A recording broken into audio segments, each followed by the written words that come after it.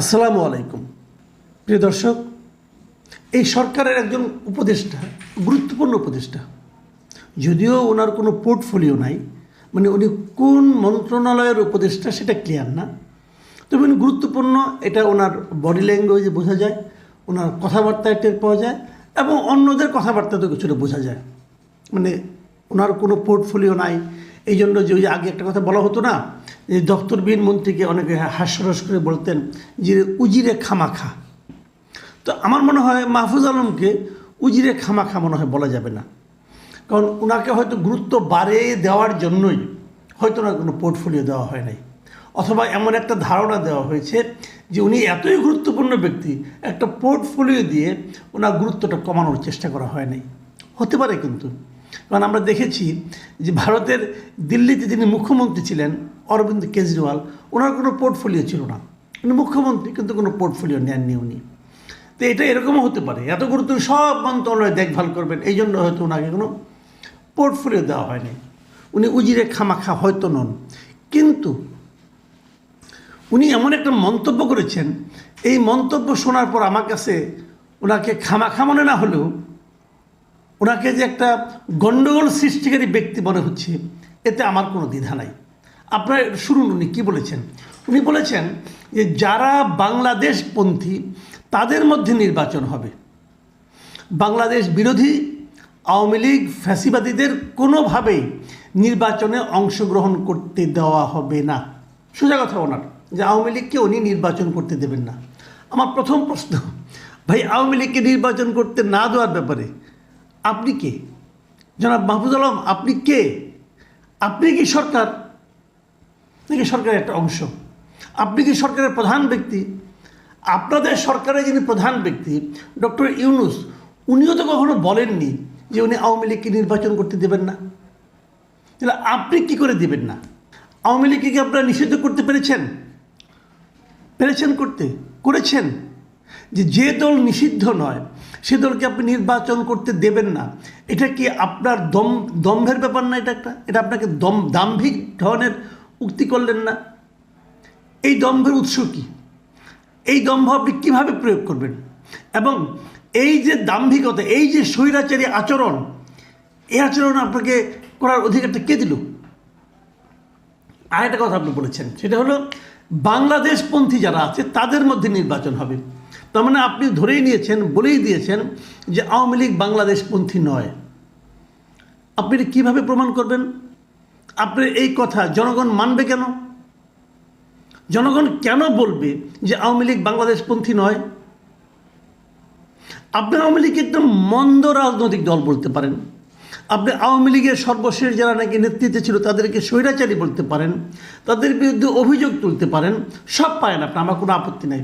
কিন্তু আওয়ামী লীগ বাংলাদেশপন্থী নয় এই কথা বলার এখতিয়ার আপনাকে কে দিয়েছে, এবং আপনি কিসের উপর ভিত্তি করে এই কথাটা বললেন? যদি বাংলাদেশপন্থী অথবা বাংলাদেশপন্থী নয়, যদি এইভাবে যদি আপনি বিচার করেন, তাহলে বাংলাদেশের একমাত্র রাজনৈতিক দল যারা বাংলাদেশপন্থী ছিলেন না সেটা হলো জামাত ইসলাম। যখন বাংলাদেশের জন্ম হয় তখন বাংলাদেশের জন্মের তারা বিরোধিতা করেছেন, জামাত ইসলাম, আর কেউ না। বর্তমানে যে রাজনৈতিক দলগুলো আছে তার মধ্যে একমাত্র জামাতে ইসলাম বাংলাদেশের জন্মের সময় বিরোধিতা করেছিল, সেই সময় তারা বাংলাদেশপন্থী ছিল না। এখনকার কথা কিন্তু আমি বলছি না, এখন তারা বাংলাদেশের স্বাধীনতা সার্বভৌমত্বে বিশ্বাস করে, ঠিক আছে। কাজেই যদি আপনি অতীত কর্মকাণ্ডকেই বিচার করেন তাহলে তো এই ক্যাটাগরিতে জামাতে ইসলাম পড়ে, নট আওয়ামী লীগ। তাহলে আপনি কী করে বললেন? আপনি আবার বলেছেন একটা কথা, এই ভদ্রলোক আরেকটা কথা বলেছেন, বিএনপি জামায়াত নির্বিশেষে যত রাজনৈতিক দল ছাত্র সংগঠন আছে, নারী শ্রমিক, নারী আলেম ওলামা আছেন, সবাই যারা বাংলাদেশপন্থী সবাই বাংলাদেশে থাকবেন, এবং এ নিয়ে সুষ্ঠু নির্বাচন প্রক্রিয়ার মধ্য দিয়ে তারা পজিটিভ একটি কম্পিটিশনের ভেতর দিয়ে বাংলাদেশের শাসন প্রতিষ্ঠা করবেন। এ হলো ওনার বক্তব্য। অর্থটা হচ্ছে যে এরা সবাই বাংলাদেশে থাকবেন, মানে আর কেউ বাংলাদেশে থাকবেই না। তাহলে যারা আওয়ামী লীগ করে তারা কেউ বাংলাদেশে থাকবে না? কত লোক আওয়ামী লীগ করে জানেন? কোনো ধারণা আছে আপনার? জীবনে কোনোদিন ইলেকশন করছেন? কোনো একটা পর্যায়ে, জীবনের কোনো একটা পর্যায়ে মাহফুজ আলম সাহেব আপনি ইলেকশন করেছেন? একটা ভোট পেতে হলে কয়জন লোককে কনভিন্স করতে হয় জানেন? একটা ইলেকশনে দাঁড়ায় দেখেন না কয়টা ভোট পান, আর আপনি ডিসিশন দিয়ে দিচ্ছেন, আর এর বাইরে আর কেউ দেশেই থাকবে না। আওয়ামী লীগের সব লোককে নিয়ে আপনি কী করবেন? কোন দেশে পাঠাবেন? কোথায় পাঠাবেন? আপনি বঙ্গোপসাগরে ফেলে দেবেন নাকি সব মিলে একসঙ্গে জোর করে একসঙ্গে জড়ো করে গণকবর দিয়ে দেবেন? কী করবেন রে ভাই? আমার মাঝে মাঝে এই সমস্ত লোকের মানসিক সুস্থতা নিয়ে সন্দেহ হয়। ওনারা কি পাগল হয়ে গেলেন?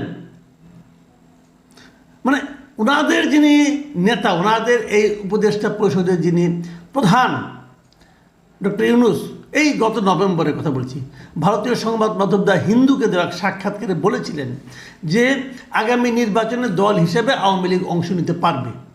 আর ওনার উজিরে খামাখা বলে কি অংশ নিতে পারবে না, বাংলাদেশেও থাকতে পারবে না। এই কোন পাগলের পাল্লায় পড়লাম আমরা? আমি বুঝে পাই না, আমার হিসাবের মধ্যে মেলে না যে এরা কি করে এখনো সরকারের উপদেষ্টা হিসেবে থাকে। আমরা এই সরকারটাকে বলছি, এই সরকারটাকে আশা করছি যে তারা একটা নির্বাচন পরিচালনা করবে, এবং সেখানে কী আশা করছি? তারা একটা নির্দলীয় ক্যারেক্টার থাকবে, তারা বিশেষ কোনো দলের প্রতি অনুরাগ বা বিরাগ তাদের থাকবে না। তো এই লোকের তো এখনই আমি দেখতে পাচ্ছি যে নিষিদ্ধ না হওয়া, নিষিদ্ধ হয়নি এমন একটা দলের প্রতি এই ভদ্রলোক যেভাবে কথা বলছেন, এই লোকের হয় এই লোকের আচরণের মাধ্যমে প্রমাণিত হয় যে এই সরকারের নিরপেক্ষতা নাই। যদি এই সরকার তাকে ওন করে তাহলে বলবো এই সরকার নিরপেক্ষ নয়। আর যদি এইটাকে এই বক্তব্যকে সরকার ওন না করে তাহলে ডক্টর ইউনূসের উচিত হবে ইমিডিয়েট এই লোককে স্যাক করা, ইমিডিয়েট, এবং স্যাক করে তার বক্তব্যের জন্য, এটা এই মাহফুজ আলমের বক্তব্যের জন্য জাতির কাছে ক্ষমা চাওয়া যে এরকম একটা বক্তব্য আমরা দিতে চাই না। তা না হলে সরকারের শৃঙ্খলা থাকবে না, শৃঙ্খলা থাকে না। এইভাবে শৃঙ্খলা প্রতিষ্ঠিত হয় না। এইভাবে মানুষের মনে বিভক্তি তৈরি করে দিয়ে মানুষের মধ্যে একটা বিভেদ ছড়িয়ে দেওয়ার যে প্রবণতা, এই প্রবণতাকে দেশ গড়ার কোনো উদ্যোগ বলা যায় না। বিএনপি বলতেছে তারা আওয়ামী লীগকে নিষিদ্ধ করতে চায় না, জামাত বলতেছে তারা আওয়ামী লীগকে নিষিদ্ধ করতে চায় না, এই সরকার বলতেছে তারা আওয়ামী লীগকে নিষিদ্ধ করতে চায় না, আর এই উজিরে খামাখা মাহফুজ আলম বলতেছে আওয়ামী লীগ নির্বাচনই করতে পারবে না। এটা কোনো গণতান্ত্রিক আচরণ হবে? একটা দল, যে দলকে সরকার নিষিদ্ধ করেনি, যে দলকে নির্বাচন কমিশন যার নিবন্ধন বাতিল করেনি, সেই দলকে আপনি নির্বাচন করতে দেবেন না, এটা শুনলে পৃথিবীর যে কোনো লোকই বলবে যে আপনার যে বড় স্বৈরাচার আর কেউ নাই। তো আমরা কি এক স্বৈরাচারকে বিদায় করে আরেক বড় স্বৈরাচারকে নিয়ে আসছি?